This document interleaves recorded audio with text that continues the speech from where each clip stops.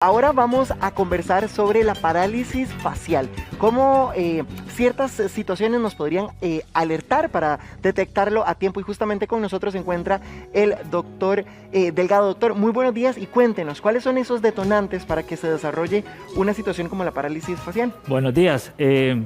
Vamos a ver, entrando en contexto, es importante que el público conozca acerca de lo que es la parálisis facial.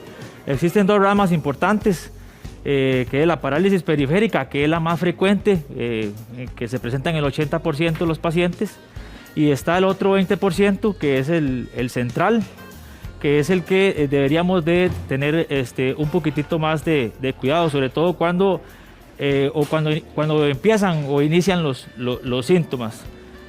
Ahora, doctor, digamos, por ejemplo, si nosotros vemos en estas imágenes, por lo general o comúnmente vemos que es la mitad del labio y el ojo, ¿podría esto afectarnos en totalidad en el rostro o siempre por lo general es solo medio lado de la cara? La parálisis facial, esa pregunta vamos a detallarla un poquitito. La parálisis facial ocurre por lesión del nervio facial, ¿verdad?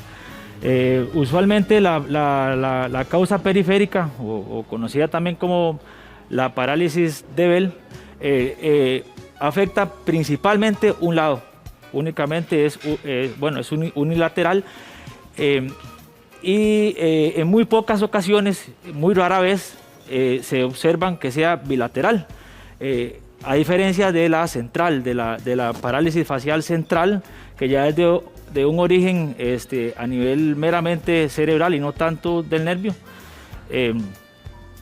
Y los síntomas que vemos o lo que presenta el paciente cuando llega a la consulta, por acá podemos observar un caimiento de la comisura labial. El paciente también aqueja muchas veces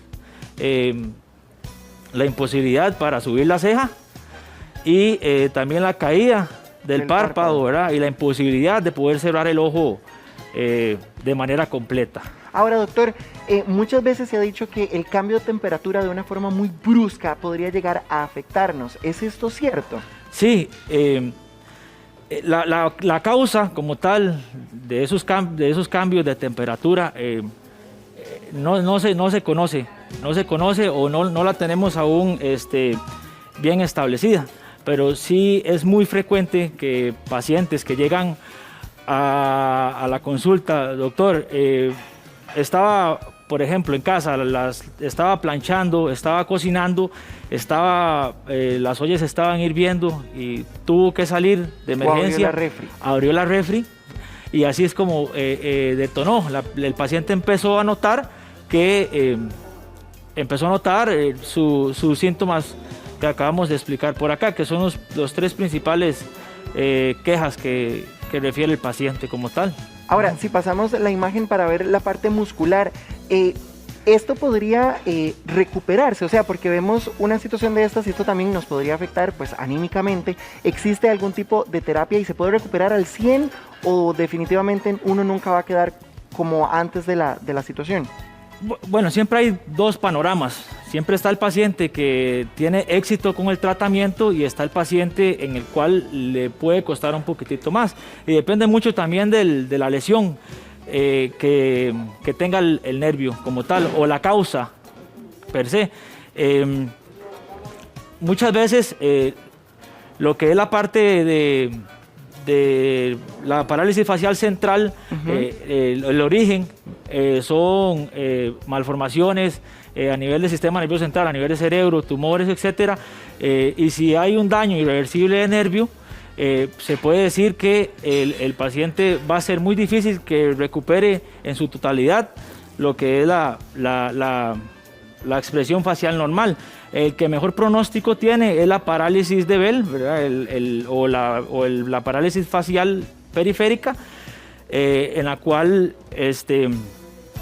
el paciente con el tratamiento de medicamento oportuno, con corticosteroides en este caso, y con terapia en el momento adecuado, logra recuperar al 100% sus músculos de la expresión facial. Ahora, ¿existe algún tipo de alertas o algún tipo de síntomas que me hagan decir, mira, podría existir la posibilidad de que esto sea una alerta para identificar que me vaya a dar una parálisis? Muchas veces, cuando ya el paciente llega con los signos ya mencionados anteriormente, muy marcados, digamos. Muy marcados, eso ya muchas veces el diagnóstico es muy sencillo.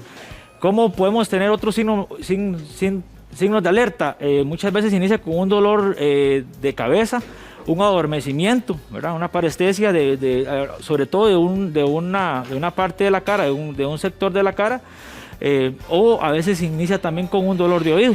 Eso justamente te iba a consultar. Muchas veces aseguran, ¿verdad?, que cuando hay una infección de oído muy severa, podría ser la antesala de una parálisis facial grave.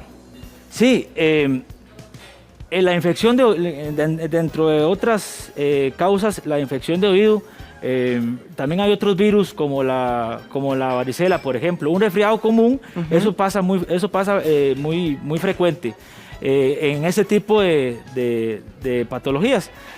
El paciente inició con un resfriado común, ¿verdad?, por influenza B, por virus de influenza B, y debutó con una parálisis facial periférica de Bell. La varicela, por ejemplo, virus de herpes zóster, virus de herpes labial normal, eso fue el fueguito que llamamos comúnmente, que se nos hace un fueguito.